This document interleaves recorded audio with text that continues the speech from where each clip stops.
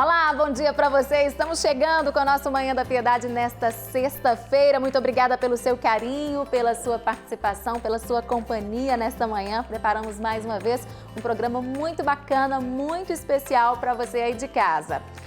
E na Igreja Católica, hoje nós celebramos o dia de São Pedro Julião Aimar, este santo que nasceu no ano de 1818, lá no norte da França.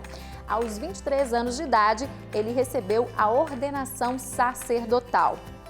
E este santo também, gente, fundou a Congregação dos Padres Sacramentistas. Também foi responsável por fundar uma ordem terceira de adoração do Santíssimo Sacramento para leigos. E ele morreu aos 57 anos de idade. Então, nossas orações a ele, que é o santo do dia. E amanhã, dia 3, amanhã é uma data muito especial para todos nós. Nós comemoramos o fim da censura no Brasil. Então vamos refletir sobre isso, sobre a nossa liberdade de expressão, nossa liberdade intelectual, científica, né? Vamos parar para pensar um pouco sobre a importância desta liberdade de expressão. Bom, e o nosso programa hoje está muito bacana, muito especial, como eu falei para vocês. O nosso querido chefe Luca Bahia vai ensinar você aí de casa a preparar um camarão ao forno com molho de mel, né? Uma dica muito especial que leva também uma receita bacana que leva alho poró. Tem a nossa catequese das sextas-feiras com o Padre Wellington Santos, que nos convida a refletir sobre um tema também muito especial, muito importante para as nossas vidas. Claro, tem as dicas culturais para o seu fim de semana, para você se programar para sair com a família, com os amigos. Daqui a pouquinho a gente conta tudo para você sobre as principais atrações disponíveis aqui na capital mineira. Tem a reflexão do nosso arcebispo metropolitano, Dom Valmor Oliveira de Azevedo, sobre o Evangelho do dia e ainda a consagração à nossa mãezinha, Nossa Senhora da Piedade. Muita coisa legal, né? Pois é, mas antes de tudo isso, vamos ficar bem informados, gente? Vamos saber o que está acontecendo pelo Brasil, pelo mundo, no noticiário desta sexta-feira. O presidente Jair Bolsonaro confirmou nesta quinta-feira o mal-estar com o chanceler francês Jean-Yves Le Drian. Bolsonaro cancelou um encontro com o francês no início da semana ao tomar conhecimento de reuniões dele com ONGs ambientalistas e de direitos humanos. Estava vindo aqui o premier aí, francês, cancelei. Tinha outro compromisso, falar contigo, talvez, dar entrevista para você, é muito mais importante conversar com ele, com todo respeito, tá? Então tem estratégia de como agir dado momento. Agora ele marcou audiência comigo, daí fiquei sabendo que tinha marcado com o Mourão, tinha marcado com ONGs. Quem é que ferra o Brasil aqui? E muita ONG. Você se sentiu desprestigiado porque ele marcou a agenda com muitas pessoas? Negativo, ele pode conversar com, se o Papa Francisco descobrir que é brasileiro, pode falar com o Papa Francisco, não tem problema. Não. E marcou também uma reunião com o governador do Nordeste. A gente vê que esse cara tem o que vem tratar com ONG aqui?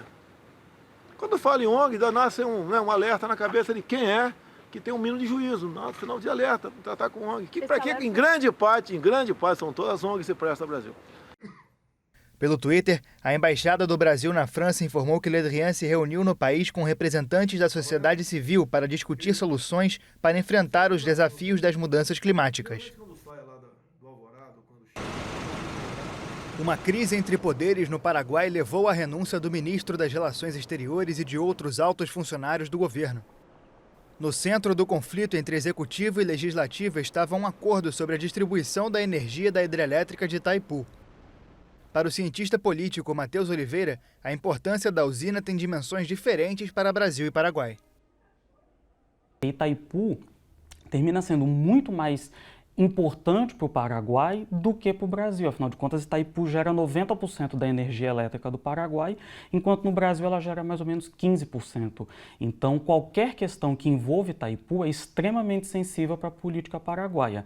Não me parece razoável supor que a diplomacia brasileira não estivesse atenta a esse fato. Se ela não estava atenta a esse fato, acho que isso é um problema bastante grave.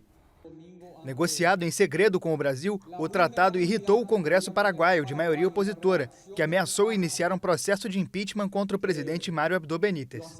Eu acredito que o principal interesse do Brasil nesse momento é garantir que o presidente do Paraguai se mantenha no cargo, porque ele vem sendo um dos principais aliados do atual presidente brasileiro na região. E nós estamos num contexto, né, está tendo processo eleitoral no Uruguai, haverá uma eleição na Argentina, e existe a possibilidade de esses países elegerem candidatos que não são muito próximos ao atual presidente brasileiro. O acordo assinado em maio foi anulado e agora vai ser devolvido às instâncias técnicas para uma nova negociação.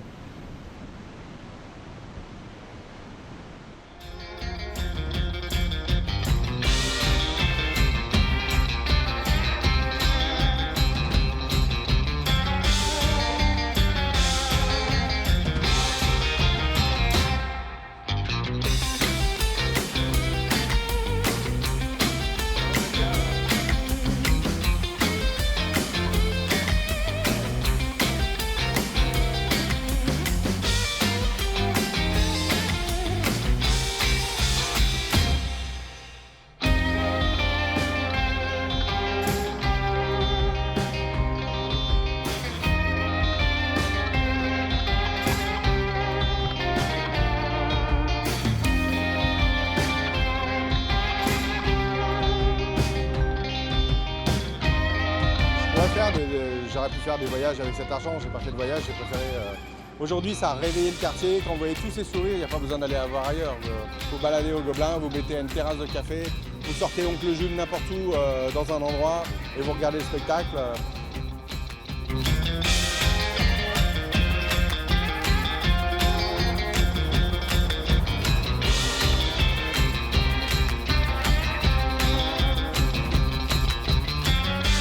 Tout le monde a joué le jeu et je trouve ça vraiment rigolo, ça rend le quartier un peu plus gai.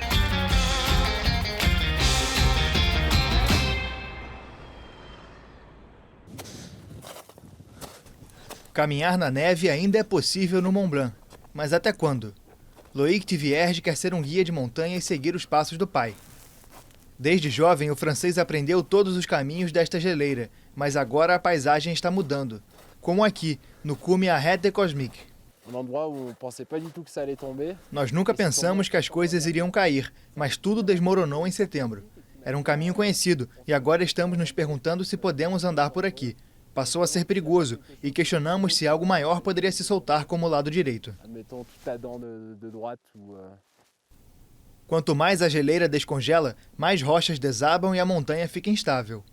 Os guias têm que se adaptar porque o turismo cresce e cada vez mais alpinistas inexperientes querem se aventurar pelas rotas. Avant, il y avait des courses qu'on pouvait faire en plein été, des courses de neige, et maintenant c'est terminé, on peut y aller plus qu'en hiver ou plus du tout. Nós costumávamos fazer corrida no verão em trilhas de neve e agora isso acabou. Nós só podemos ir no inverno e às vezes nem isso. Tem muitas pedras. Era possível escalar, mas agora com a degradação do permafrost é muito perigoso. Estamos lidando com uma situação que só piora. Donc en fait, là, l'évolution principale, je pense que pour nous, c'est l'adaptation.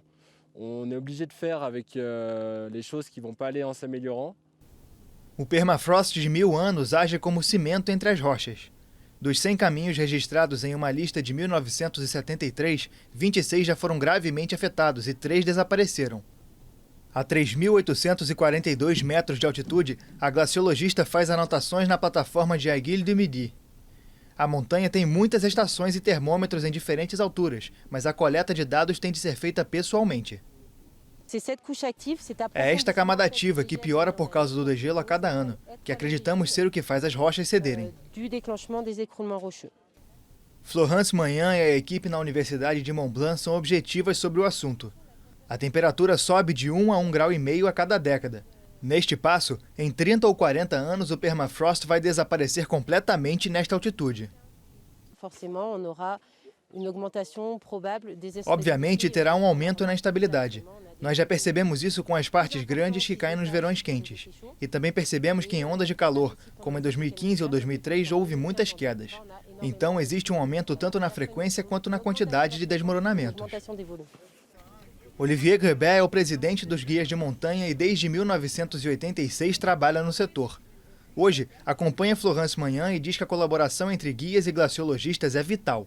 On travaille en collaboration avec nos amis scientifiques qui arrivent maintenant à nous donner un peu des signes avant-coureurs. Nós trabalhamos ao lado dos cientistas que agora conseguem nos dar previsões de potenciais problemas. Eles não dizem onde ou quando, mas podem ver se a areia está caindo ou se a água pinga em áreas onde não deveria ocorrer. Découlement de sable, découlement d'eau à certains endroits où a priori ça ne devrait pas se produire. O turismo também está mudando. Este trem leva os visitantes em uma subida de 1.913 metros para admirar o Mar de Gelo, um vale glacial que vem encolhendo e parece hoje mais um mar de pedras. As rochas acima das geleiras têm caído há anos nessa região. Nós podemos ver as zonas cinzas onde as quedas aconteceram recentemente. Isso porque é possível ver a parte oxidada e as partes que acabaram de se separar, como aqui no Pilar Bonatti. Os glaciologistas como Luc Moreau têm um novo papel hoje, o de aumentar o alerta sobre o aquecimento global. Todo dia, de 15 de junho até 15 de setembro, tem um glaciologista aqui presenciando a alteração da paisagem, que muda permanentemente, assim como o resto do planeta. Vegetação, montanhas, neves derretendo. Aqui, a água é coletada pelo Fundo de Defesa Ambiental para produzir energia, hidroeletricidade. A geleira muda e perde massa. Nós temos que criar escadas, porque a gruta ainda está lá. Para entrar na gruta, os turistas precisam descer 152 degraus. Durante o caminho, existem alertas para os desníveis do gelo. Toda primavera, engenheiros precisam cavar ainda mais para conseguir acesso. O interior é ainda mágico, mas muitos turistas notam as mudanças. Eu vim aqui com meus pais cerca de 30 anos atrás e tinha muito mais neve nas geleiras. A neve costumava descer muito mais. Nós costumávamos vir aqui para admirar, mas agora viemos para ver o tamanho do estrago. É assustador pensar em mudança climática e o impacto visível nas geleiras francesas e em todo o mundo. Uma massa de 4 milhões de metros cúbicos de rocha se desprendeu nos Alpes suíços em 2017, matando 8 alpinistas e destruindo uma vila local. Todas as geleiras da região estão afetadas, uma péssima notícia para os 25 mil praticantes do esporte que fazem peregrinação ao maior pico da Europa todos os anos. E depois de ficarmos bem informados, vamos para um rápido intervalo comercial. Eu volto com o chefe Luca Bahia daqui a pouquinho.